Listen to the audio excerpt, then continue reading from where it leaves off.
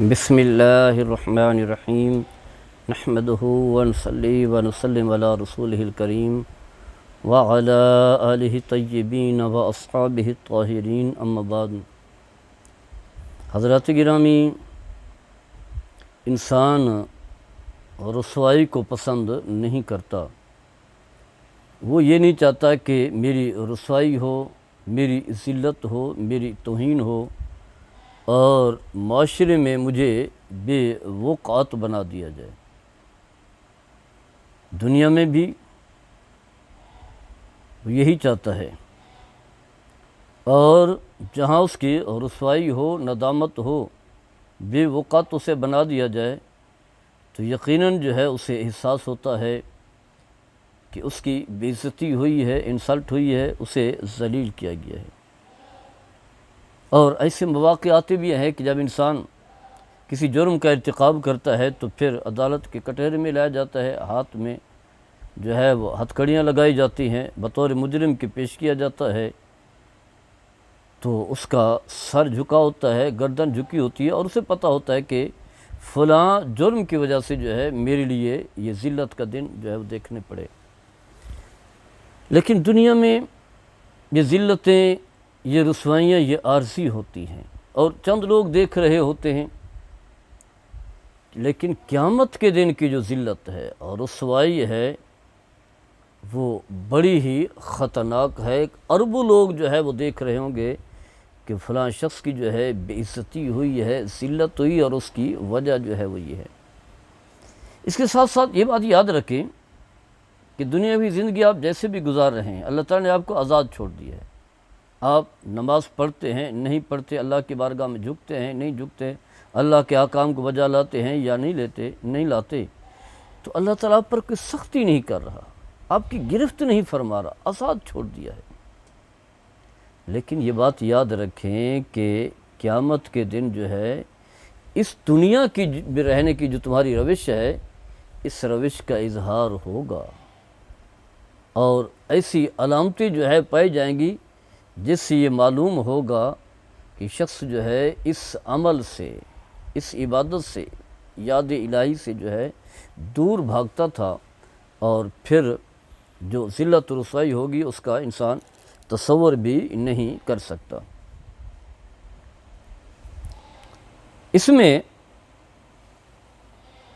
ابھی تو خیر ایسے ہی ہے، قیامت کے دن جو ہے جب سارے پردے ہٹا دیے جائیں گے، اب تو انسان پردے میں ہے، اللہ تعالیٰ بھی پردے میں ہے، تو اللہ تعالیٰ اپنی عظمت تو جلال کے سامنے آ جائے گا، جو اس کی شان ہے، اپنی کرسی عدالت پر جو ہے براں جمع ہوگا۔ اس وقت وہ لوگ جو دنیا میں رہ کر کے اللہ کے سامنے جھک جاتے تھے نماز میں، باقی عبادات میں اللہ کے احکام کو بجا لاتے تھے، انی وجہت وجہ الذی فطر السماوات والارض، میں نے اپنا جبین، میں نے اپنا گردن جو ہے اللہ کے آگے جو ہے وہ جھکا دیا، اپنا چہرہ جھکا دیا ہے، تو وہ اس وقت جو ہے وہ نجات پائیں گے اور جنت میں داخل ہوں گے، جنت کی نعمتیں پائیں گے۔ اس کے مقابلے میں وہ لوگ جنہوں نے دنیاوی زندگی جو ہے تکبر میں گزاری ہے، اکڑ کر چلے، اللہ کے آگے نہیں جھکے، اللہ کی عبادت نہیں کی، تو وہ جو ہے ذلیل و رسوا ہوں گے۔ اس واقعے کا تذکرہ اللہ تبارک و تعالیٰ قرآن مجید میں بھی ارشاد فرماتا ہے، فرمایا کہ یوم یکشف عن ساق ویدعون الی السجود فلا یستطیعون خاشعۃ ابصارهم ترہقہم ذلہ وقد کانوا یدعون الی السجود وہم سالمون۔ فرمایا کہ جس دن اللہ تبارک و تعالیٰ اپنی شان کے مطابق جو ہے اپنی ساق کھولی جائے گی اللہ کی، اور انہیں بلایا جائے گا کہ آؤ اللہ کی بارگاہ میں سجدہ کرو، سجدہ ریز ہو جاؤ، تو فرمایا فلا یستطیعون، وہ سجدہ نہیں کر پائیں گے۔ حالانکہ یہ نہیں ہے کہ کوئی بیمار ہوں گے، کوئی جسمانی تکلیف ہوگی، کمزور ہوں گے، چل پھر نہیں سکتے ہوں گے، ایسا نہیں ہے۔ وہ اس وجہ سے کیونکہ دنیا میں تکبر کرتے تھے، اللہ کے بارگاہ میں جھکتے نہیں تھے، تو وہی علامت ہوگی آخرت والے دن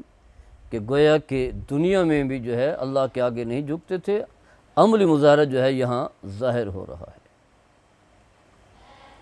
خاشعۃ ابصارہم، فرمایا ان کی نگاہیں جھکی ہوں گی، نادم و شرمندہ تو ہوں گے، ذلیل تو ہوں گے۔ ترہقہم ذلہ، فرمایا ان پر ذلت جو ہے وہ غالب ہوگی، ذلت جو ہے چھائی ہوئی ہوگی۔ وقد کانوا یدعون الی السجود وہم سالمون، جب دنیا میں تھے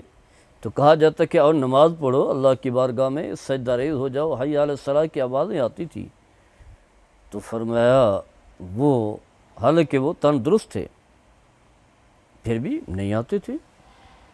پھر بھی نہیں آتے تھے۔ تو گویا کہ اس انداز سے جو ہے یہ منظر قیامت کے دن جو ہے وہ دکھایا جائے گا۔ ہم نے اپنی زندگی کا جائزہ لینا ہے، کہیں ہم ان لوگوں میں شامل تو نہیں ہیں جو نماز کی پابندی نہ کر رہے ہوں، اللہ کی بارگاہ میں سجدہ ریز نہ ہوتے ہوں، اپنی جبین کو جھکاتے نہ ہوں۔ اگر ایسا ہے تو توبہ کریں، استغفار کریں، فوراً اللہ کی بارگاہ میں حاضر ہوں اور رجوع کریں اللہ کی طرف، اور پھر نماز کی پابندی کریں، عبادت کی پابندی کریں، اللہ کا جو بھی حکم آ جائے اپنی گردن کو جھکا دیں۔ اس کا فائدہ یہ ہوگا کہ قیامت کے دن جب آپ کو بلایا جائے گا، اللہ تعالیٰ اپنی شان کے مطابق جلوہ گر ہوگا، کہا جائے گا کہ سجدہ ریز ہوں، تو فوری طور پر بارگاہ خداوندی میں سجدہ ریز ہو جائیں گے،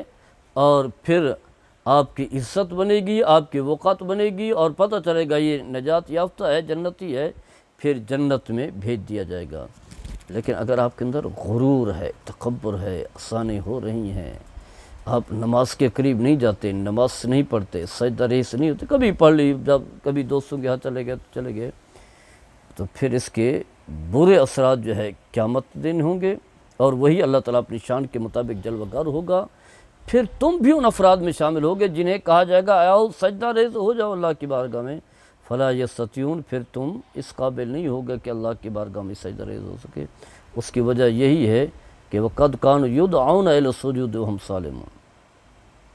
اس وقت بھی بلایا جاتا تھا لیکن تم سجدے کی طرف نہیں آتے۔ تو اس انداز سے جو ہے آپ کا تعارف بھی ہوگا، اور ذلت اور رسوائی چھائی ہوگی، جیسے کہ فرمایا خاشعۃ ابصارہم ترہقہم ذلہ، گردنیں جھکی ہوں گی، خوف زدہ ہوگا، پریشان ہوگا، اور ذلت رسوائی جو ہے وہ غالب آ چکی ہوگی۔ تو اب کچھ کر لیں، اللہ نے کیونکہ آپ کی ہدایت کے لیے قرآن بھی بیان کیا اور آخرت کے مناظر پہلے بیان کر دیے ہیں، تو اگر اب نہ بدلے تو کب بدلیں گے؟ اللہ تعالیٰ ہم سب کو عمل کرنے کی توفیق عطا فرمائے۔ وما علیہ الا البلاغ المبین۔